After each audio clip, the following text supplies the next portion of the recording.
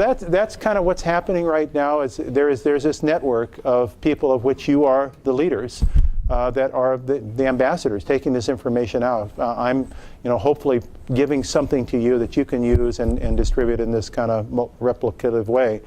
So with that, I wanted to take a moment to have a special honor, and that is when we reviewed our group, the 32 years of clinician researchers that we've had. We recognize that all of them have been uniquely important in setting the tone for what functional medicine has become. But as I look back at kind of seminal moments, there are a few along the road that we have acknowledged as being kind of groundbreaking, paradigm-shifting, aha experiences. And we've, over the years, occasionally noted a certain series of kind of meritorious, above-the-crowd distinguished contributions. And certainly we at FMU recognize that one of those has just occurred. The first time I had the opportunity to interview Randy Jirtle was not just for him an amazing experience, it was for me an amazing experience. And he was tenacious and willing enough to do a second interview. For those of you that FMU subscribers recall, we did an update with him at a second go around. So Randy, I'd like you to step up and step up here. Step up here. And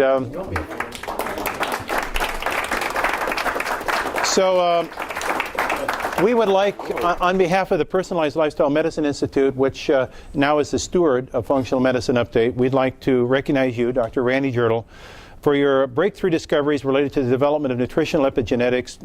Your interviews on Functional Medicine Update have been considered two of the most significant presentations over the past 30 years of our audio magazine, and we, as the staff of PLMI, want to thank you so much for your contributions to all of us.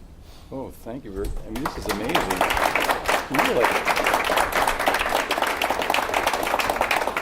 I'm not as good at speaking as Jeff is, but I'm actually speechless. This is incredible. There's a little bit of a story in addition to doing that interview, which truly was the best interview I've ever had. There's no doubt about it. And then to demonstrate that, actually, I emailed Jeff and I asked him whether I could put the MP4 of that interview on our website, geneinput.com. And I know that they're on CDs. People get it because they pay subscriptions to it and stuff like that. And there was never any hesitation, and it's still on there, along with the transcript. That was Trish. It's amazing.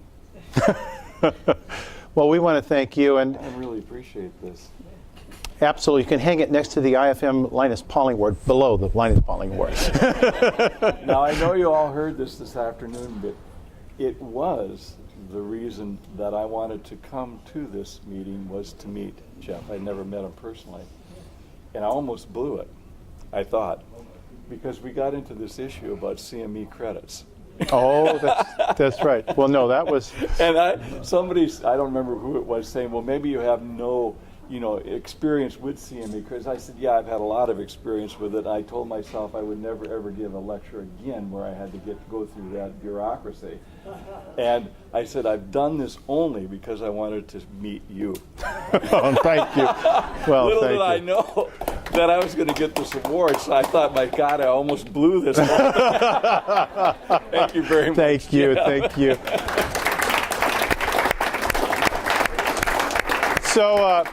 So just to finish up this recognition, just to show you how the web of life weaves ourselves into interesting patterns.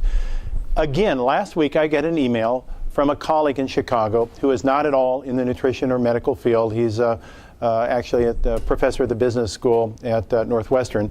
And he says, Jeff, I just got your book. I just started to read it, and I had it as I was coming to dinner at the dinner table.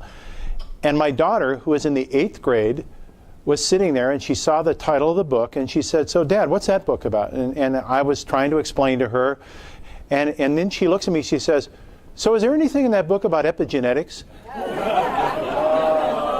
Yes. She says, you know that diet can actually influence the marks on your genes? This is what he emails me last week. So Randy, it's going all down through the school system. And this wasn't even from a healthcare provider. So I think that's really good. So again, I just want to thank all of you. You know, people have asked questions over the years like, you know, is this a thriving business? Let me tell you, this has not been a thriving business. This has been a labor of love.